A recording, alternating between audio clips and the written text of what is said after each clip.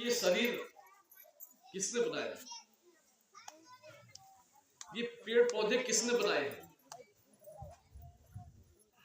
भाई उस कलाकार ने बनाया है जिस कलाकार ने सारी सृष्टि को जन्म दिया। तो हम अधिकार हमारा नहीं है कि हम जो है किसी को परेशान करें, हमारा अधिकार नहीं है। हमारा तिल भर भी अधिकार नहीं है कि हम उसको परेशान करें। एक गिलास पानी अगर हमने मांगा उसने हमको नहीं दिया तो हमारा कर्तव्य बनता है कि भाई अपने आप ही पी ले।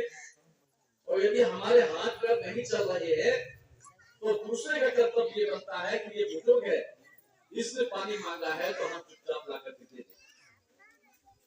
एक व्यक्ति था, बोला मैं बलवान हूँ, तो वहां एक संत बैठे हुए थे, उन्होंने कहा कि ये पेड़ लगा हुआ है, इसका एक पत्ता तोड़ के लाओ।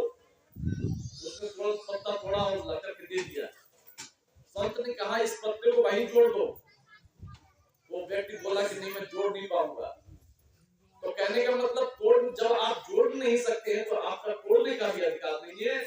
आप जो है किसी को परेशान भी नहीं कर सकते। अगर आप किसी को बना नहीं सकते हैं तो आप उसका बिगाड़ भी नहीं सकते, कुछ भी आपका कोई अधिकार नहीं।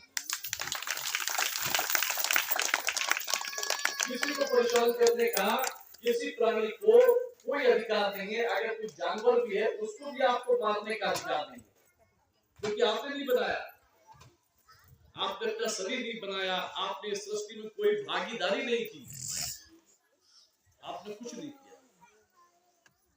तो इसलिए ये मानव तन केवल परमात्मा ने बनाया, उस कलाकार ने बनाया है, उसका हम आभार व्यक्त करते हैं।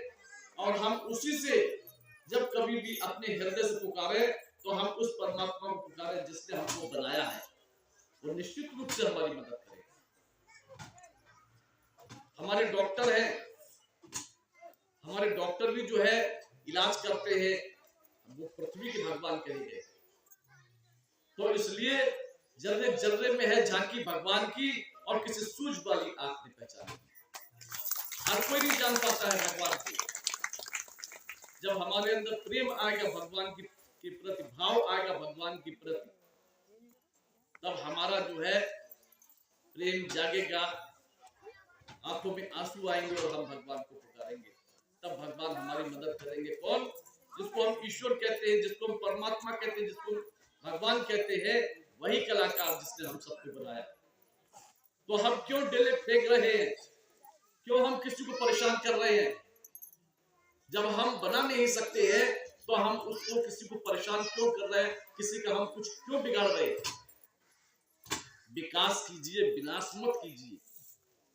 बड़े भाग्यवान स्तन पापा, भगवान ने बड़े भाग्य से मनुष्य का शरीर दिया है,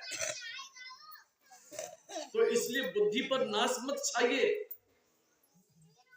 इस पर जो है सरस्वती का स्थान बनाइए, जिससे जो है आप हमें और आपको सद्बुद्धि मिलती रहे और हमारा यही संदेश होता रहे कि मानव का उत्थान हो, हर चेहरे पर मुस्कान हो, विश्व का कल्याण हो, हर कन्या एक सीता हो और बच्चा बच्चा राम।